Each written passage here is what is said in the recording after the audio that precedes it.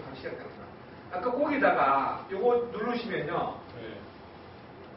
자기 회사 인증하고 비밀번호하고 이름하고 생일을 치면은 당신은 조사됐다 안 됐다까지 나와요. 나오니까 확인해 보시고 요 결과는 다음 교육 때 제가 결과를 드리겠습니다.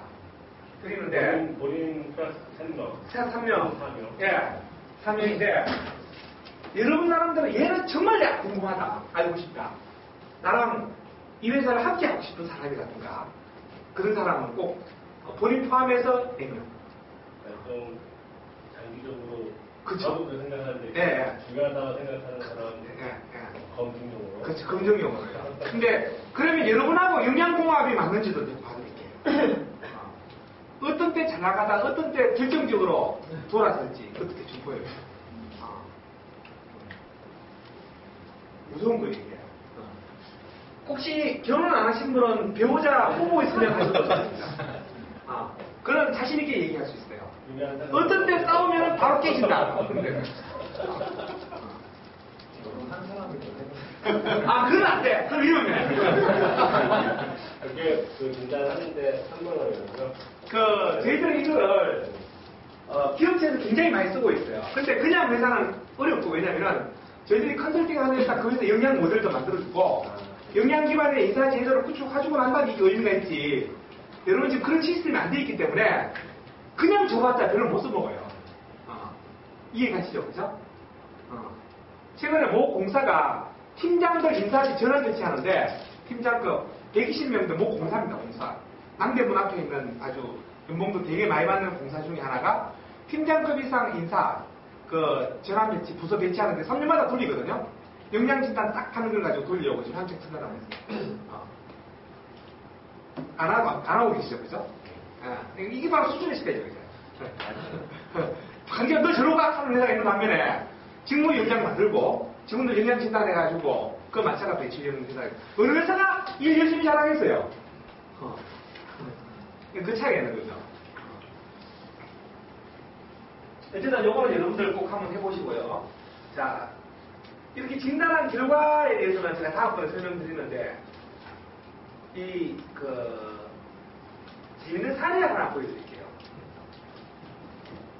제가 컨설팅하면서 제일 어려운 집단이 몇 군데가 있는데요. 첫 번째, 대학교 컨설팅이 참 어려워요, 대학교요.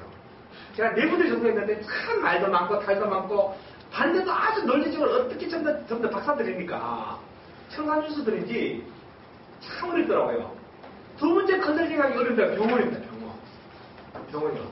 의사 따로, 간호사 따로, 또 뭐라 그럴까, 이제 약사를 따로 있죠. 의료 기사들 있지 않습니까? 그죠? 굉장히 복잡해요. 세 번째가 종교 집단입니다, 종교 집단.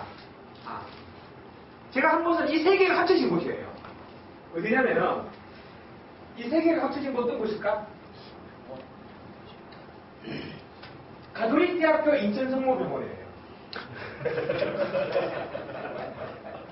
자, 가톨릭 대학교니까 대학 부속 병원이거든요. 그죠? 대학교 우리가 의사생들 대학 교수들이에요. 이해가시죠? 또 병원이고 신부 원장님부터 해서 전부 다 신부님이시고 간호사 핵심적인 자는 다 수녀들이에요. 그러니까 신부와 수녀들이 전부 다 높은 자리에 다 차지하고 있고 참 어렵더만.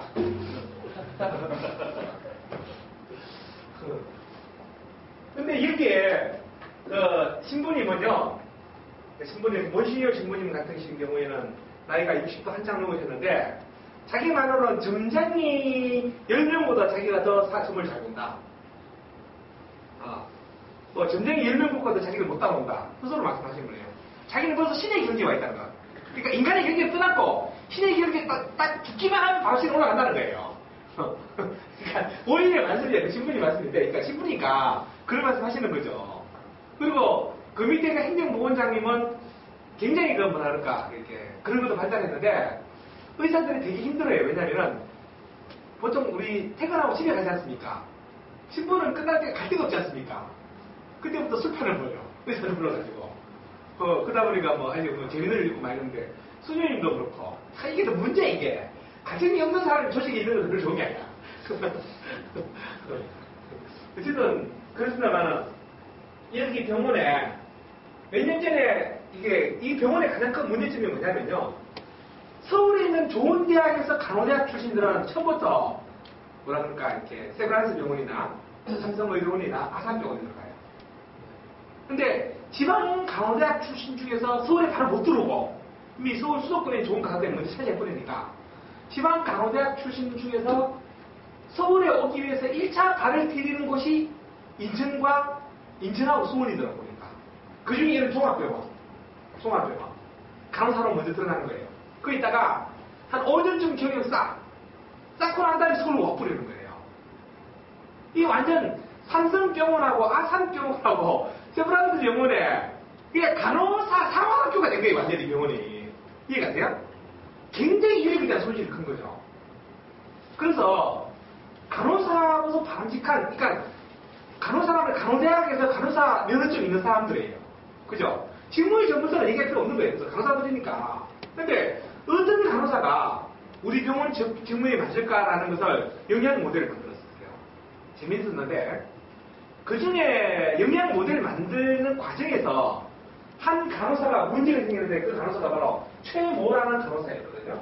그런데 이 간호사는 이 간호사에 대해서 얘기를 꺼내신 분은 바로 그 원장님입니다. 원장님인데 저한테 하신 말이 신박사 내가 그래도 점쟁이 구단인데 점쟁이다 다 사람들 잘 본다는 얘기예요. 면접으로 쟤 참 똑똑할 거라고 뽑았는데 가는 부서마다 사고를 치더라는 거예요.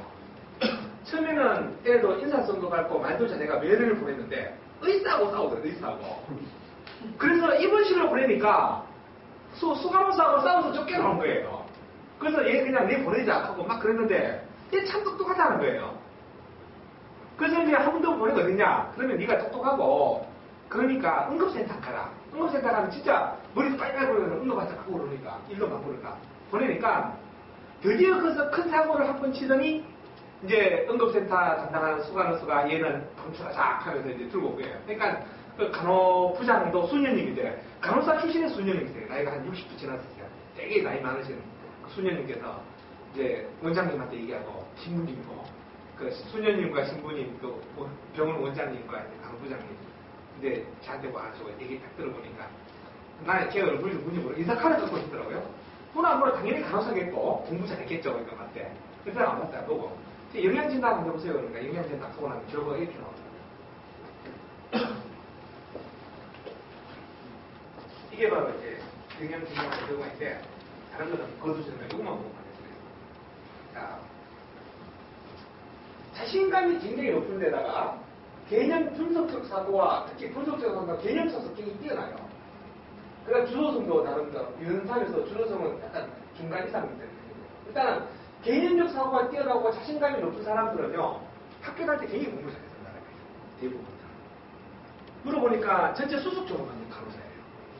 근데 이 병원에 와서 문제가 생기는 거지.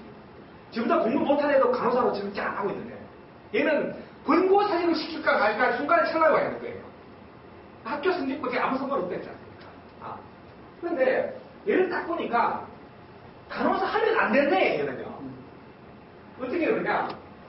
자, 간호사란 직업의 특성상 말 못하는 환자도 많거든요. 그죠? 수술실 가면 수술을 환자 말 못하지 않습니까? 응급센터도 가도 어린애 같은 경우에는 애가 말 제대로 합니까? 막 울기만 하지. 그래서 굉장히 중요한 컴피턴시 중에 하나가 대인 이해예요. 대인 이해. 상대편이 굳이 말로 표현하지 않은 감정조차도 읽어내는 능력이에요. 얘가 중간 이해거든요.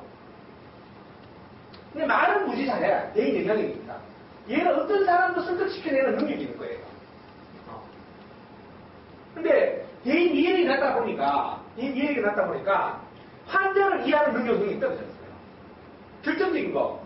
고객 지향성도 낮아요. 더더욱 낮은 건 조직 헌신성이에요. 응급센터에서 무슨 일이 있냐면은 이게 북구에 있는 병원인데 주변에 큰 사고가 한 건 났어요. 근데 응급센터에 완전히 한 60명 정도 모인 거예요. 그 퇴근 시간 다 돼가. 그때 이제 조대조가 왔어요. 오고 난 다음에 얘는 집에 가버려, 집에 간 게 퇴근해버린 거예요. 이유는 있었어, 나중에 물어보니까. 그러니까 먼저 있던 그 다른 간호사들은 조대조가 와도 환자들이 모였으니까 퇴근 안 하고 저녁 9시까지 전부 다 푹푹이 다니라 얘 혼자만 없어진 거예요, 그냥. 그러니까 나이트 이브닝 간에 나이트는 낮에 일하는 간호사, 수간호사하고 이브닝은 밤에 하는 수간호사. 나이트 수간호사하고 이브닝 수간호사 둘 다 얘 쫓아내자고. 얘 진짜 내보내자고. 간호부에 온 거예요. 그런데 예불로가 너 왜 강의라고 하니까 분명히 나는 나이트 조일 일 다 했다. 그리고 1시간이나 초과 근무했다. 근데 나는 그날 중요한 약속이 있었다는 거예요. 한 2달 전에 중요한 약속이 있는데 헤어진 남자친구를 다시 만나기로 그래 약속인데. 월미도 모처에 있어. 근데 북구에서 월미도까지 한참 거리 되거든요.